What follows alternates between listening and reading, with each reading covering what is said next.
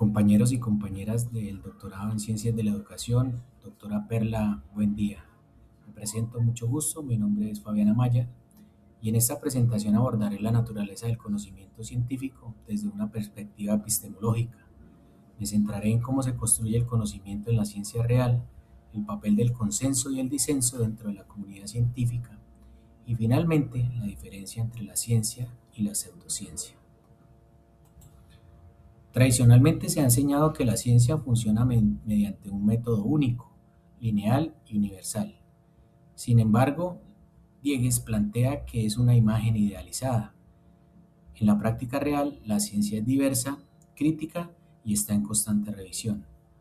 Por ello, en esta exposición analizaré qué es realmente el conocimiento científico y cómo se construye colectivamente a través del debate, el acuerdo y el desacuerdo. ¿Qué es el conocimiento científico? El conocimiento científico es sistemático, está basado en la evidencia empírica y se construye mediante argumentación racional. No se trata de verdades absolutas, sino de explicaciones provisionales que pueden ser corregidas. Su característica central es que es público y está sometido a evaluación constante por parte de la comunidad científica. Esta capacidad de autocorrección es lo que le da solidez. Ciencia real versus la imagen idealizada. Existe una diferencia importante entre la imagen idealizada de la ciencia y su práctica real. La imagen idealizada habla de un método único, neutralidad absoluta y verdades definitivas. Pero en la ciencia real encontramos diversidad metodológica, debates constantes y conocimiento provisional. La objetividad no surge de la ausencia del conflicto, sino del contraste crítico entre distintas posturas. ¿Qué es el consenso científico? El consenso científico es el acuerdo mayoritario entre expertos después de un proceso de debate y acumulación de evidencia. Es importante aclarar que el consenso no significa unanimidad absoluta, sino convergencia razonada basada en pruebas. Además, el consenso es provisional ya que puede modificarse si aparecen nuevas evidencias. ¿Qué es el disenso?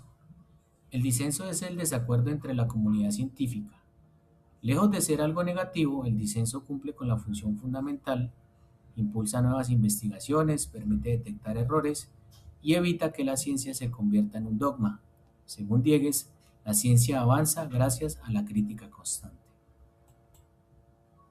Relación entre consenso y disenso. El consenso y el disenso no son opuestos excluyentes. El disenso es necesario para poner a prueba hipótesis y fortalecer argumentos. Cuando las evidencias se consolidan, tras el debate crítico, se alcanza un consenso provisional. Podemos decir que la ciencia es un equilibrio dinámico entre acuerdo y desacuerdo. En esta parte final de la presentación revisaremos la ciencia versus la pseudociencia. La principal diferencia entre la ciencia y la pseudociencia radica en sus criterios epistemológicos. La ciencia se basa en evidencia empírica, acepta la crítica y se somete a revisión por pares. La pseudociencia, en cambio, suele apoyarse en testimonios anecdóticos, rechaza la refutación y mantiene sus afirmaciones incluso cuando existen pruebas en contra. Por eso, la apertura crítica es un criterio fundamental de demarcación.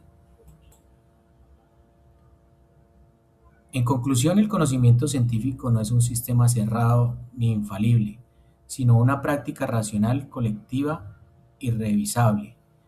El disenso permite la crítica y la innovación, mientras que el consenso fortalece la confiabilidad del conocimiento. La diferencia con la pseudociencia radica en la disposición a someterse a evaluación pública y a corregirse cuando sea necesario.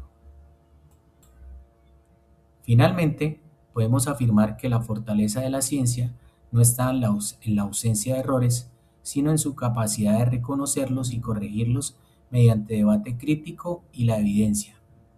Esa dinámica entre consenso y disenso es lo que garantiza su carácter racional y su valor como forma de conocimiento.